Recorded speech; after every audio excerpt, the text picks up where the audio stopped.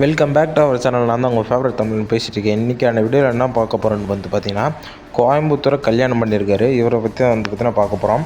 இவர் பார்த்தீங்கன்னா சும்மா இல்லாமல் தெருவில் இருக்கிறவங்கலாம் பார்த்தீங்கன்னா ஃபாலோ பண்ணியிருக்கீங்களா அப்படின்னு பார்த்தீங்கன்னா போய் அவர் கேட்பார். அவர் இன்ஸ்டா ஐடி ஃபாலோ பண்ணிக்கலான்னு கேட்பார். இது அவங்க எதோ முக்கியமான வேலைக்கெல்லாம் போவாங்க. அதெல்லாம் விட்டு உனக்கு ஃபாலோ பண்ணணும்னு சொல்லிட்டு கிடக்குறாங்க. இதெல்லாம் தப்பு. இப்படிலாம் போய் கேட்கக்கூடாது. உன்னை ஃபாலோ பண்ணியிருக்காங்களா, அதோட கம்முன்னு நிறுத்திக்கோ. அவங்களுக்கு கிவ்அவே பண்ணுறதுக்கு 500 தரான். தரது இன்ஸ்டாடியை ஃபாலோ பண்ணிவிட்டு 500 தரதுக்கு ரோட்டில் இருக்கிறவங்களுக்கு பார்த்தீங்கன்னா கேட்காமே சாப்பிட வாங்கி தரலாம். அது பார்த்தீங்கன்னா ஒரு நல்ல பழக்கம். இது பார்த்தீங்கன்னா இவன் ப்ரொமோஷன்லாம் பண்ணிகிட்டு கிடக்குறான்.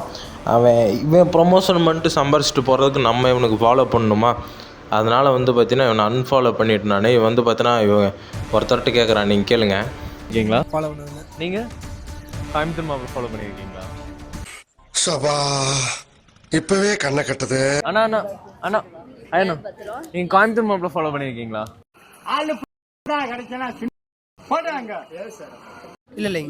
பாத்திருக்கீங்களா? பார்த்தீங்களா, அந்த மனசு சிரிச்சுட்டே போகிறாரு. பஸ்ஸு வந்துருச்சு. அவன் என்னென்னமோ வேலைக்கு அர்ஜென்ட்டாக போவான். உன் இன்ஸ்டாடியை ஃபாலோ பண்ணுறதா உனக்கு வேலையாடா? தயவுசெய்து இந்த மாதிரிலாம் பண்ணாதீடா. 500 காசு வேணுன்னா இல்லாதவங்களுக்கு கொடுங்கடா. இப்போ கோயம்புத்தூர் கிடையாது கல்யாணம் ஆயிடுச்சுன்னு சொல்றீங்களா ப்ரோ? பசங்க பொண்ணுங்க யாருன்னா பிறந்தாங்களா? நீ குடிப்பியாடா? நீ கேட்ட ஒவ்வொரு கேள்வி என்ன செருப்பால் அடிச்ச மாதிரி இருக்குடா. மாதிரி இல்ல, உண்மையிலே செருப்பால தான் அடிச்சது.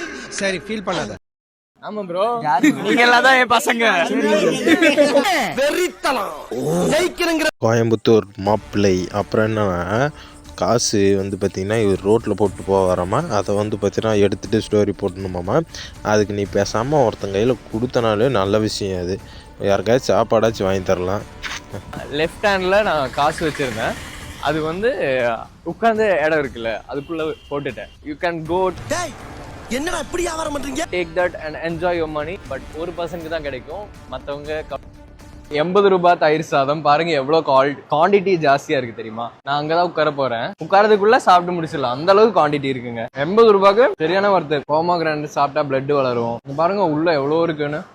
இந்த அளவுக்கு ஜாஸ்தியா இருக்குங்க. நிறைய இருக்கு. 10 பேர் சாப்பிடலாம். ட்ரோல் பண்ணலங்க. உண்மையா ஒரு மனுஷன் போய் சொல்லலாம், இந்த அளவுக்குலாம் சொல்லக்கூடாது. சாப்பாட்டுக்காக இப்படிலாம் சொல்லுவியாடா?